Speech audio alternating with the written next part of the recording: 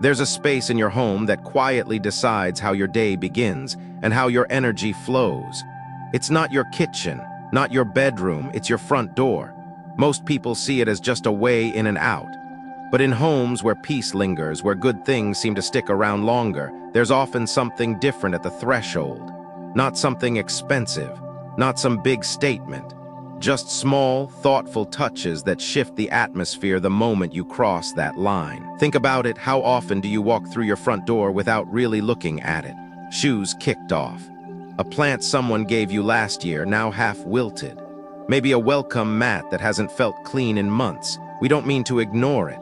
Life is busy, but energy gathers where attention goes, and the doorway is the first and last place your home speaks to the world. What if your home's entrance could be more than functional? What if it could quietly invite in prosperity, calm, and steadiness, not just for you but for your family and maybe even the next generation?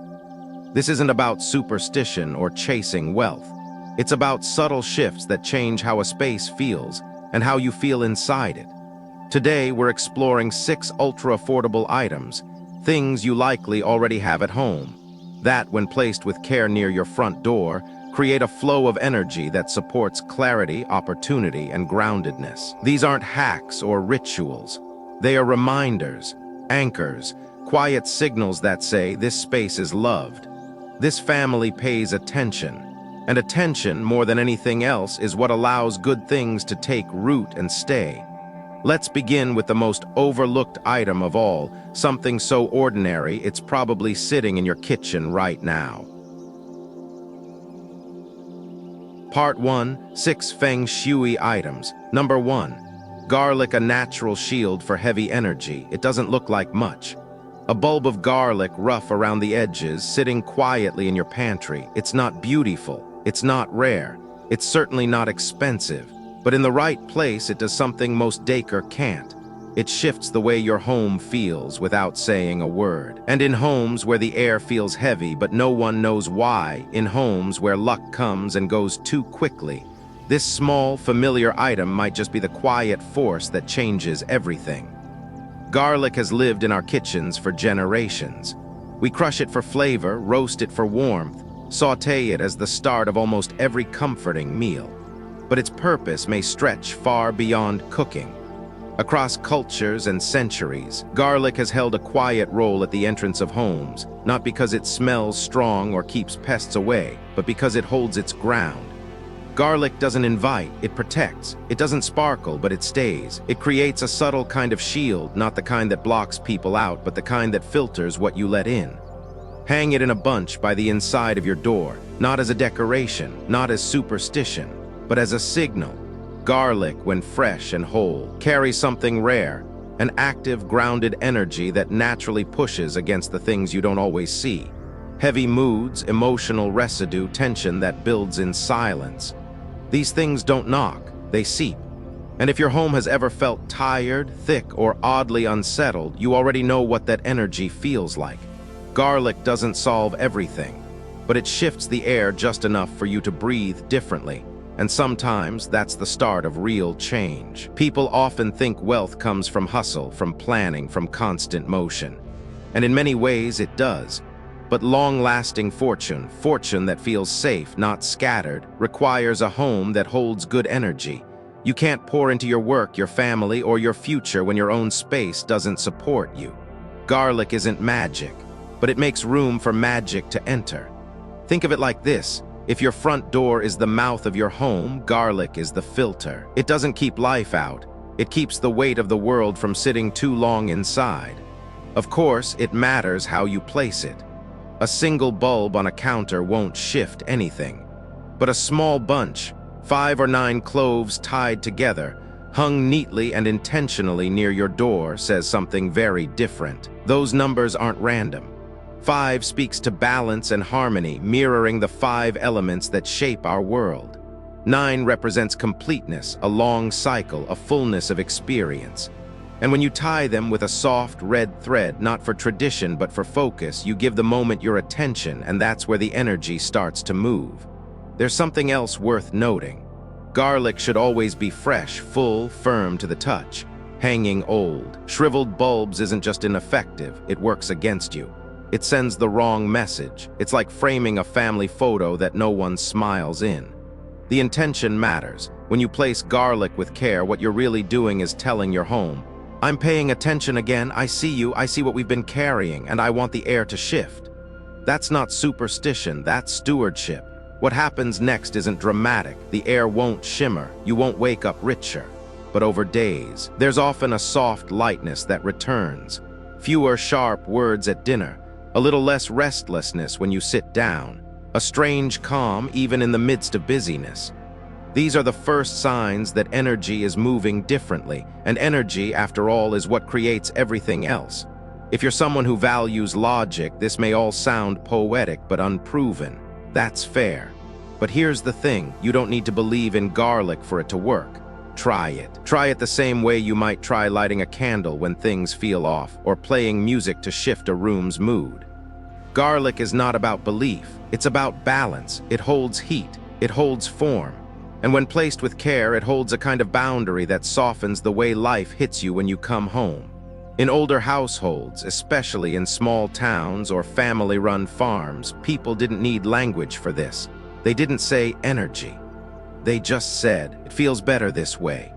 You'd see garlic drying near doorways, not because they read it in a book, but because experience taught them.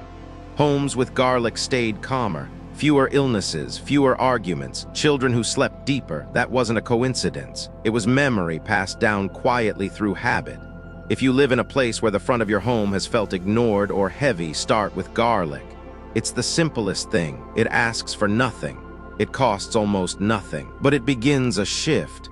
And what we're after isn't decoration, it's energetic housekeeping.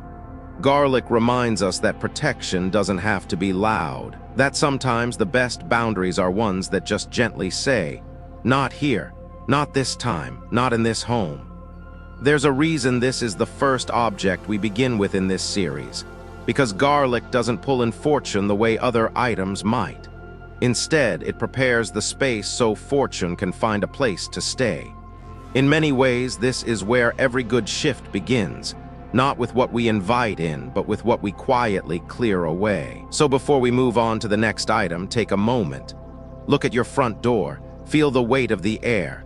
Then walk to your kitchen, pick out a few cloves, wrap them with something red, ribbon, thread, even a strip from an old t-shirt, and hang them with care. Not to prove anything, not to test a theory, but to show your home and yourself that you're ready to breathe lighter again.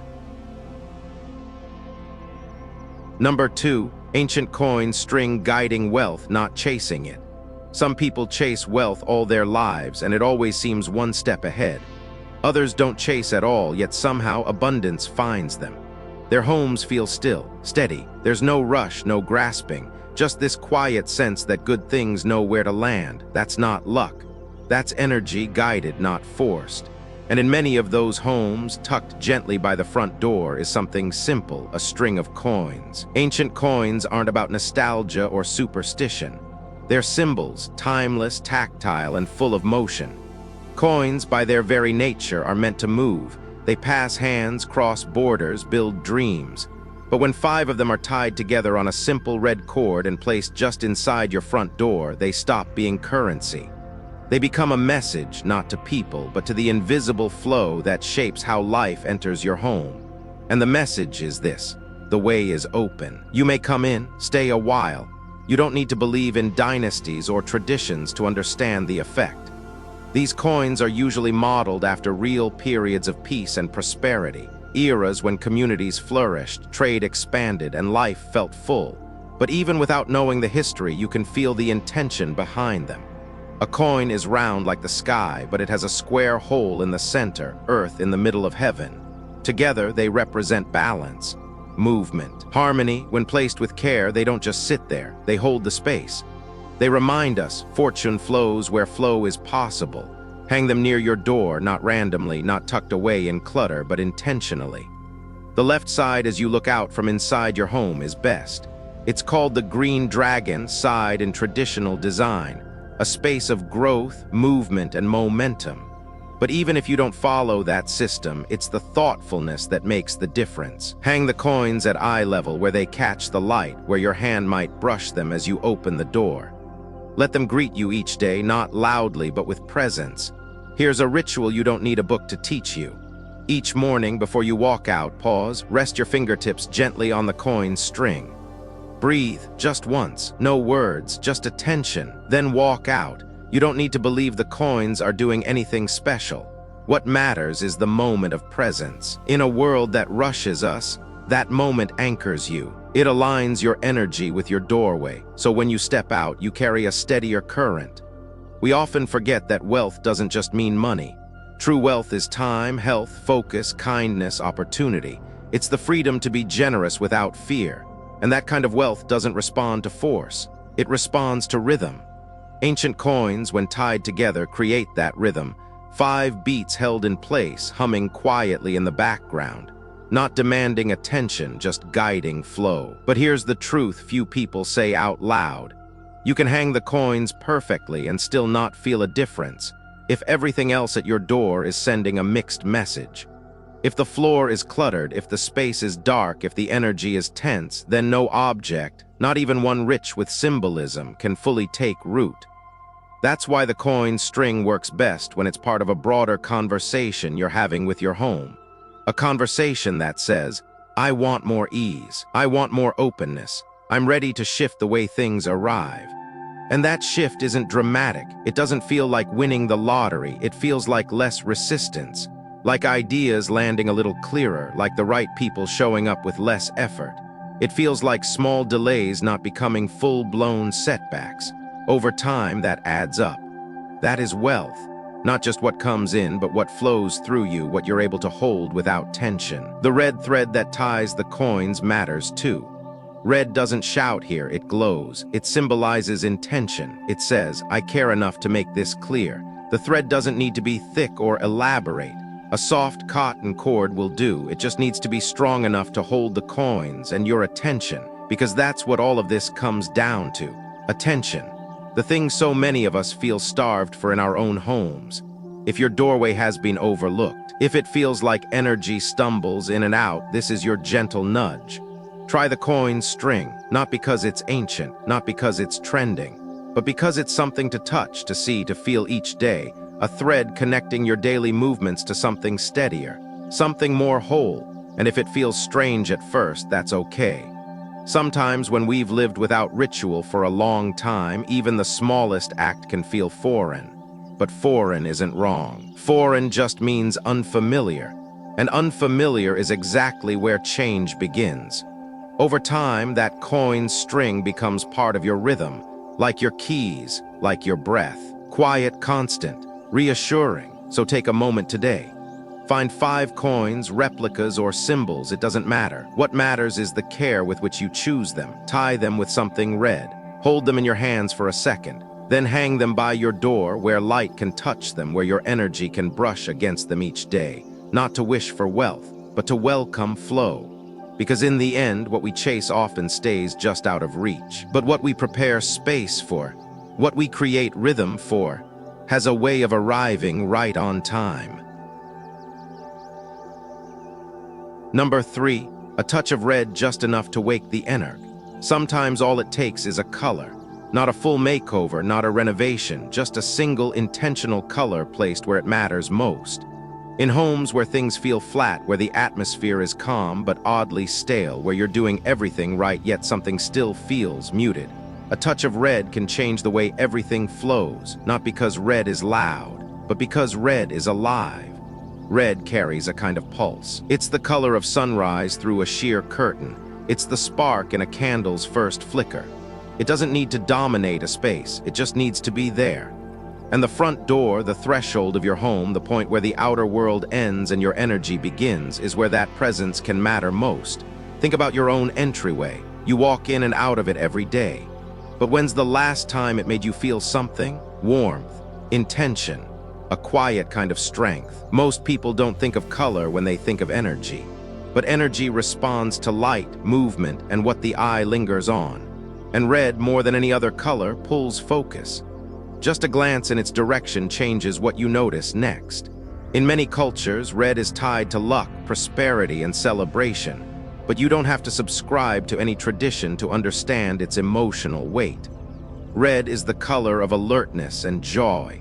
It nudges us out of fog and into clarity. That's why even a small red object, a clean doormat, a flower pot, a framed quote in a deep cherry shade, can completely shift how your doorway feels. Not busy, not decorative, just alive. But here's the key: it must be intentional. A faded rug doesn't work. A dusty wreath does the opposite, because red doesn't like to be forgotten. When it's vibrant and cared for, it invites movement. When it's neglected, it turns sour. A dull red mat becomes a quiet symbol of things we used to care about, but no longer tend to. That's not energy you want greeting you at the door. If your doorway has ever felt cold, even when the weather is fine, it may not be about temperature. It may be about tone. A neutral entrance might feel clean, but it doesn't always feel welcoming. Red is a welcome you don't have to say out loud. It's an energetic handshake, a signal that says, "This home is awake. Someone lives here with intention." And that's the deeper truth. Red doesn't bring wealth on its own. It doesn't call joy to your door like magic.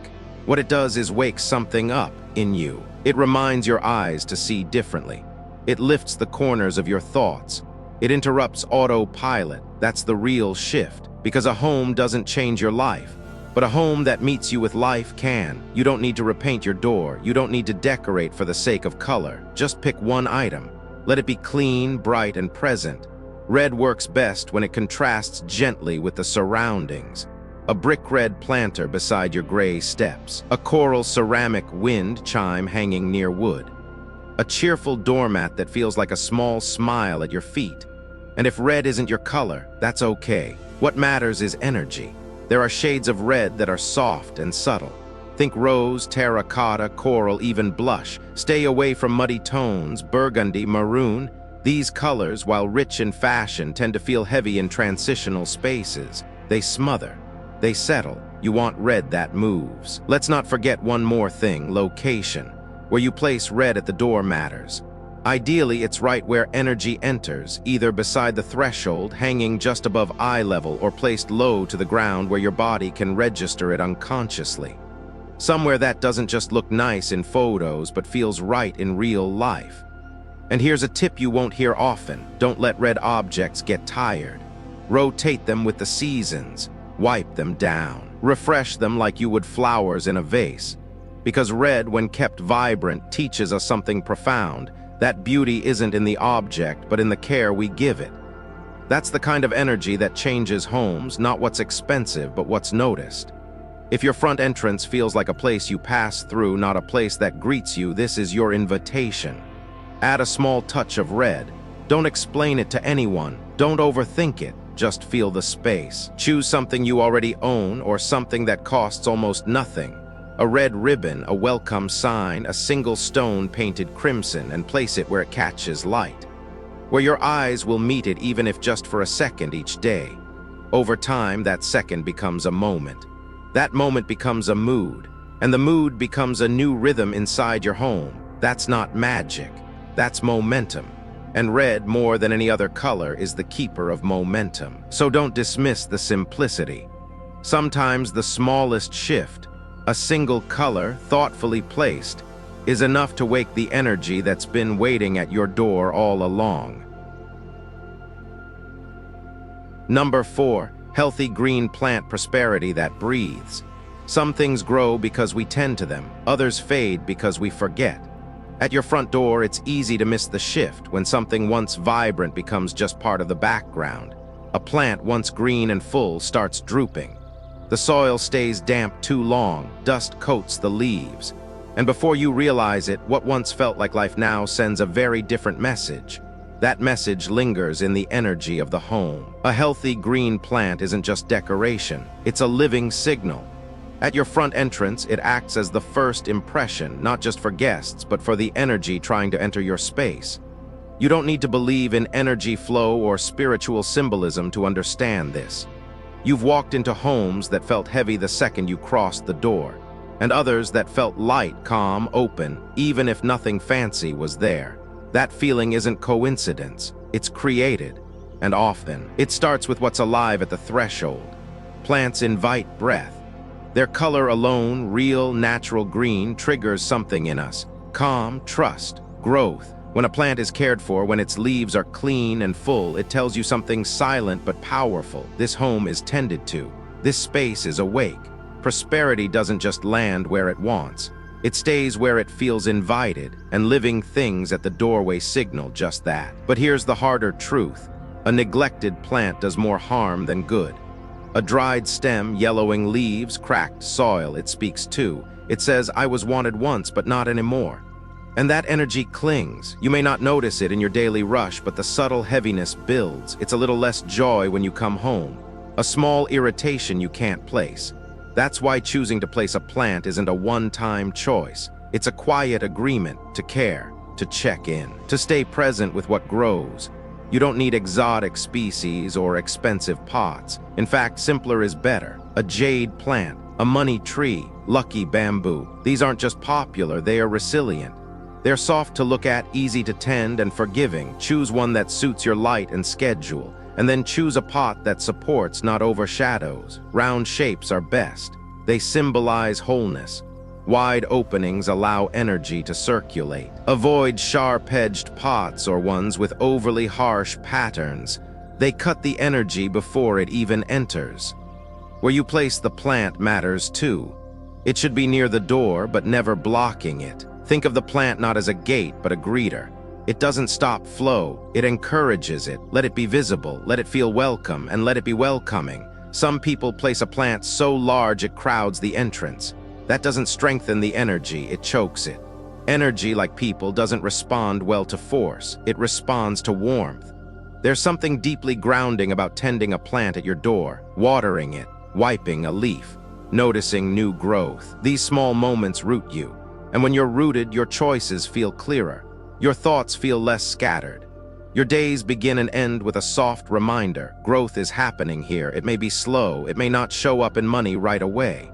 But it's real, and it's happening right at the threshold. If your doorway has felt flat, if your home feels like it's been holding its breath, this might be the shift it needs. Not a change in layout, not a redesign. Just a return to something alive. Something that responds when you show up. Something that reflects the kind of energy you want to move through your life. That's what a plant offers. It doesn't just look good, it teaches. And when the plant begins to thrive, you'll notice it in more than the leaves. There will be fewer dropped keys, fewer moments of rereading the same sentence, a little more patience in traffic, more ease getting out the door in the morning. These aren't miracles. They are the result of energy beginning to flow differently from the outside in. And if someday the plant begins to wither despite your care, don't let guilt linger. Don't hold on because you feel bad. Replace it with gratitude and then with something new. A plant that's struggling becomes a reflection of energy that's stuck. Letting it go isn't giving up, it's clearing space for what's next. That's part of the cycle too. So go take a look at your entrance. Is there something living there, or just surviving? Is the energy breathing, or is it stuck? You don't need to overhaul the space. You just need to choose one green thing and treat it like it matters. Not for show, not for tradition, but because when something grows in the place where your life begins and ends each day, it does something subtle but essential. It helps you grow too. Number 5, bowl of salt clearing the path quietly. Some things don't draw attention, they don't sparkle, they don't make noise, but they do something quietly, powerfully, and without asking for credit. A simple bowl of salt near your door is one of those things. It doesn't claim to bring in money, it doesn't promise protection. What it does is far more subtle and far more important. It clears space. It steadies the air. It makes room for what matters to come in, and for what no longer serves you to gently fade out. Salt is one of the oldest substances we live with. It preserves, it purifies, it draws things out. In kitchens, it sharpens flavor. In old traditions, it was sprinkled around doorways not to ward off evil, but to keep a space energetically clean. Not dramatic, just balanced. That same principle still holds. A small white bowl filled with dry salt, tucked beside your front door, begins working the moment you place it there. Not with magic, with presence. In homes that feel off, where tension lingers even after the noise has settled, where sleep is light and mornings feel foggy, often the issue isn't what's wrong, it's what's stuck. Energy, like air, needs to circulate, but when life gets full, heavy, or unspoken, that energy stagnates. Salt, in its simplest form, becomes a natural purifier. It doesn't chase away anything.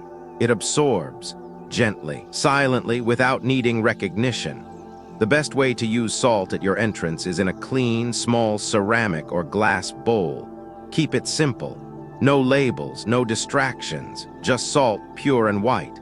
Place it on the floor near the inside of your front door, somewhere discreet but intentional. A quiet reminder that even if the outside world is chaotic, this is where things settle. This is where clarity begins.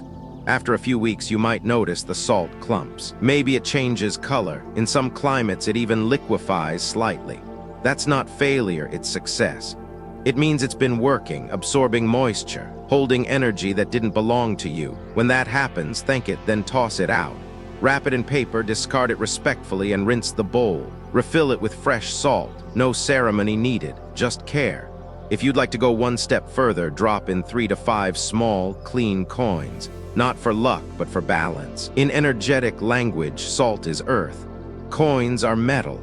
Together they ground and stabilize. They remind your space of structure, of value, of flow. And every time you see that little bowl, even if it's just in passing, it says something quietly. This home is being held. What salt teaches us is simple. Clearing doesn't need to be loud. You don't always need to burn sage, ring bells, or rearrange your whole space to feel better. Sometimes, all that's needed is a small act of noticing. A willingness to care for a corner of your home that sees you come and go but is rarely tended to. That doorway, your threshold, is where your outside world meets your private one. When that space is cared for, something shifts. And that shift isn't just energetic. It's practical, it's emotional, it's deeply human. Think of how you feel when you walk into a room that's been freshly cleaned, or when you set something down on a clear surface. You breathe deeper, you exhale. That's what the bowl of salt offers every time you cross your door. A subtle cue that this space has been tended to, that you are walking into a home that's ready to receive you, without carrying in the static of everything you've been holding outside. For those who are skeptical, who see salt as just seasoning or superstition, this is not about belief. It's about experience. Try it, place it, forget about it. Then one day, notice how the air feels when you walk in. It may not be dramatic, but it will feel different, slightly lighter, less noisy even when it's quiet. And when the salt has done its job, change it, because even the things that serve us best deserve to rest. What makes the salt bowl so powerful is not the salt itself. It's the attention you give it, the rhythm you create by maintaining it, the message you send every time you choose to refresh instead of ignore. That rhythm over time becomes a form of self-trust. You begin to show up for your space the way you wish life would show up for you, gently, without fuss, but with consistency. So if your home has felt heavy lately, if you've decluttered, rearranged, even repainted, but something still feels off, try the salt. Not to fix, but to release. Not to decorate, but to reset. It costs less than a cup of coffee. But what it holds is worth much more, a space where peace isn't demanded but allowed. And maybe, just maybe, before prosperity arrives, before clarity returns, before you feel like yourself again, what's needed first is a small, silent bowl that holds what you no longer need, so you don't have to. Number 6. Calligraphy or symbol, a silent message to the universe. There's a space just past your front door that holds more than footsteps. It holds intention, it holds memory, and most of all, it holds messages, even the ones we're not aware we're sending. What hangs by your entryway doesn't just decorate the wall, it speaks. Sometimes softly, sometimes clearly, sometimes with more power than we expect. That's why a simple symbol, a word, or a piece of calligraphy placed near your door can become one of the most quietly transformative elements in your home. You don't need to know how to read Chinese characters or have deep knowledge of spiritual practices.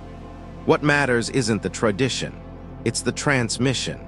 Because whether it's a hand-lettered word like joy, a wooden plaque that says peace lives here, or a symbol passed down through generations, that image becomes something more than art. It becomes a silent invitation, a message to the energy entering your space and to the people who live within it. Words have weight, not just when spoken, but when seen, day after day, moment after moment. A word you pass by every time you leave the house becomes part of your rhythm. Your children see it. Your guests feel it. You absorb it, even when you're not looking straight at it. This is why placing a symbol near the front door is not about belief. It's about choosing what you want your space to say, even when you're not home to say it yourself. In many homes, calligraphy has long held space for values too important to leave to memory. A single character might hold layers of meaning, blessing, harmony, longevity. Not because we expect them to magically deliver those things, but because we choose to prioritize them. Just like how a photo frame on a desk reminds us of what we love, a symbol at the door reminds us of what we stand for. And we need that reminder more than we think. But here's what's often overlooked: placement matters. That piece, whether it's a scroll, a carving, or a handwritten phrase, should never be crooked, dusty, or forgotten. Just like energy, the message it carries needs clarity. Straighten the frame, dust the surface. If the ink has faded or the wood has cracked, consider replacing it, not because the meaning is gone, but because respect for meaning matters. When hung near the front door, ideally just above eye level or beside the threshold, a symbol acts like a signature. It tells the space, this is what lives here. It welcomes good things, not with demand, but with dignity. And if the symbol is something deeply personal, something written by a parent, something passed down from a friend, something you created yourself, it holds even more energy, because it carries story. And stories are the threads that tie a home together. Some people worry they'll choose the wrong word. Don't. There is no wrong word if it speaks to you. You don't need ancient characters if hope feels more honest. You don't need poetic flourishes if stillness is what you crave. Let it be simple. Let it be true. Let it be yours. This isn't about impressing anyone. It's about anchoring the energy that will move through your space each day. And what if words don't speak to you? That's okay too. Symbols work just as well. A pair of cranes, a lotus blossom, a rising sun, even a small painted rock with a spiral etched into its surface. If it reminds you of what matters, then it works. The symbol doesn't need to be understood by everyone. It only needs to resonate with you. The most beautiful part? Over time, that word or symbol will begin to shape how you move through your space. You might walk a little slower as you enter. You might exhale a little deeper. You might feel a little more rooted before you face the day. And the more often you notice it, the more often you remember something essential. You are not just living in your home. You are shaping it every day with the choices you make. One of the simplest but most meaningful upgrades you can make to your entryway is this. Find a message you want your home to carry and place it where the energy crosses the threshold. It could be as grand as a framed print or as small as a handwritten note. Tape it to the inside of your door if that's what you have. It's not the size, it's the sincerity. And when the day feels heavy, that single message may be enough to bring you back to center. In a world that often asks us to do more, go faster, and fill every corner with noise, a single, silent message at your door becomes an act of resistance. A quiet decision to choose peace, to choose meaning, to choose presence, and presence, that grounded awareness of your space and your values, is what turns a house into a sanctuary. So take a moment now, look around your doorway. What message does it send today? What do you want it to say instead? Choose your symbol not for the world, but for yourself, for your family, for the version of you that walks out the door each morning and comes home again each night. Let that symbol greet you like a friend. Let it remind you, this is who we are. This is what we welcome in, and this is what we are ready to grow. Part 2, 4 small mistakes that quietly chase wealth away. Number 1. Mirror facing the door. There's a moment right when you open the front door where energy decides if it's coming in or turning away. Most people don't think about it. They're focused on the keys, the weather, the groceries in hand. But that first second matters. And when a mirror is placed directly across from your front door, what was meant to enter, peace, flow, opportunity, gets bounced right back out. At first glance, a mirror near the entry makes sense. It adds light, makes the space feel bigger. It's practical, you check your reflection before heading out. But when that mirror directly faces the door, catching the image of whoever walks in, it does more than reflect. It rejects. The doorway is the mouth of the home. It's where energy, both physical and emotional, comes in. And when that energy hits a mirror before it ever touches the room, it's instantly turned around. Not invited, not welcomed, just reversed. You might not notice it at first, but over time, things feel off. Conversations start but don't go deep. Money comes in but slips away. Guests don't linger. You feel unsettled even when the house is clean. That's not imagination. That's flow being interrupted right at the threshold. And it's not just energy in the abstract. Psychologically, a mirror that faces the door creates a kind of resistance. Every time you enter, you're met with yourself, not the comfort of your space, but your own reflection. It's like walking into a conversation that already has someone in it. Subtly, the home doesn't feel like it's receiving you. It feels like it's echoing you back. The fix is gentle. You don't have to remove the mirror entirely. Sometimes just tilting it slightly or moving it to the side is enough. You can soften the reflection with a tall plant, a curtain, or a screen. What matters is this: let your home greet you. Let energy come in without interruption. Let that first step inside feel like an arrival, not a reflection. Because the mirror isn't wrong, it's just misplaced. And when you adjust it even slightly, the feeling shifts. The air feels easier. You walk in and feel received. And sometimes that small shift, one mirror moved with intention, is all it takes to invite flow back into your life. Number 2, wet, moldy, or dirty entryway. You can tell a lot about a home by how it greets you at the door. Not just what you see, but what you feel underfoot. A damp welcome mat, the smell of mildew after it rains, stains on the concrete that never seem to go away. These things might feel small, like part of daily wear and tear, but the energy they create speaks louder than we think. And when that first impression is soaked, moldy, or neglected, it doesn't just make the entrance unpleasant, it makes the whole home feel tired. Water is life-giving when it's flowing, but when it lingers, it becomes something else entirely. Dampness holds on to energy, it traps it. And instead of your doorway being a place of movement, of fresh beginnings, it becomes a place where things stagnate. You may not even notice it consciously, but slowly you might find it harder to focus. More arguments, more tension, more weight in the air. Mold doesn't just grow on surfaces, it grows in moods. And it's not about being messy. Many of the most well-kept homes still struggle with this exact issue. Maybe the front steps puddle every time it rains. Maybe water collects under planters. Maybe the mat never fully dries because no one thinks to lift it. These things happen gradually, but they create an energy of heaviness that builds silently. And if the entrance holds damp, stuck energy, that energy echoes through the whole house. So what's the shift? Start small. Clean and dry the entrance regularly, not just for looks, but for flow. Shake out the mat. Mop the area after rain. If the walls show signs of water damage, address them, even with a temporary fix. If the air smells musty, open the door for a few extra minutes each morning. Let the space breathe again. Your doorway is more than a physical space. It's where the outside world is filtered, where the energy of your day transitions. When it's clean, dry, and open, it says something powerful. This home is ready to receive.